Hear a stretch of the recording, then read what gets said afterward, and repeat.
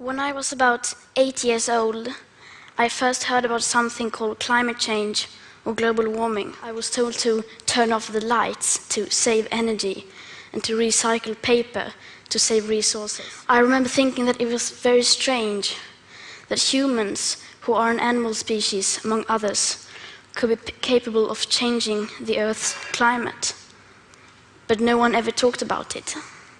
You would think the media and every one of our leaders would be talking about nothing else, but they never even mention it. Nor does anyone ever mention the greenhouse gases already locked in the system, nor that air pollution is hiding a warming, so that when we stop burning fossil fuels, we already have an extra level of warming. Furthermore, does hardly anyone speak about the fact that we are in the midst of the 6th mass extinction, with up to 200 species going extinct every single day. Nor does hardly anyone ever speak about the aspect of equity or climate justice, clearly stated everywhere in the Paris Agreement, which is absolutely necessary to make it work on a global scale.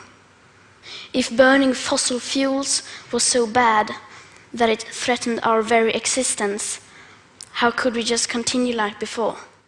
This Friday, many thousands of students across the country will go on strike from school, calling for emergency action on climate change.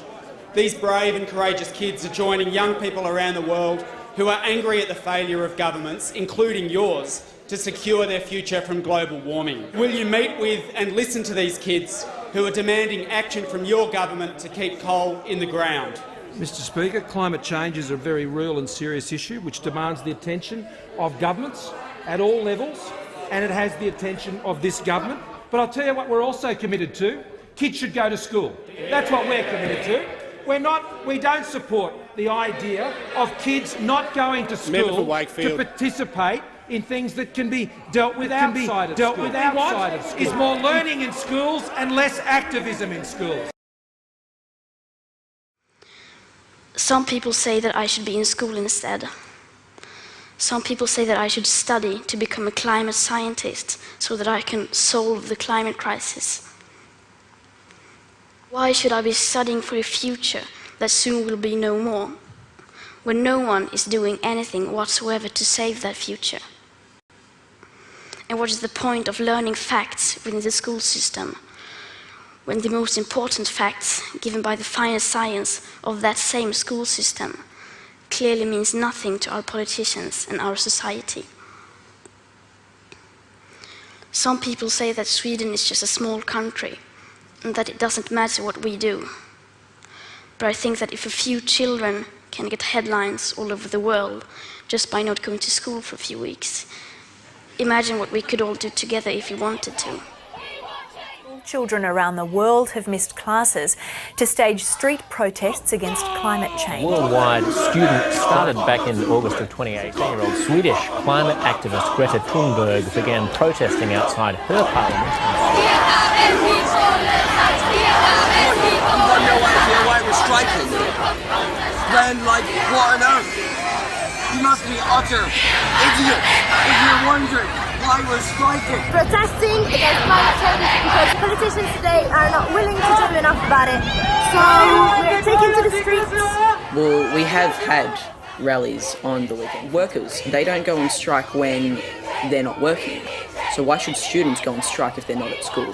It sort of made a statement again when people try and say that younger people in particular can't have opinions surrounding climate change, seeing that even really young kids know the science at this stage. If I live to be 100, I will be alive in the year 2103. When you think about the future today, you don't think beyond the year 2050.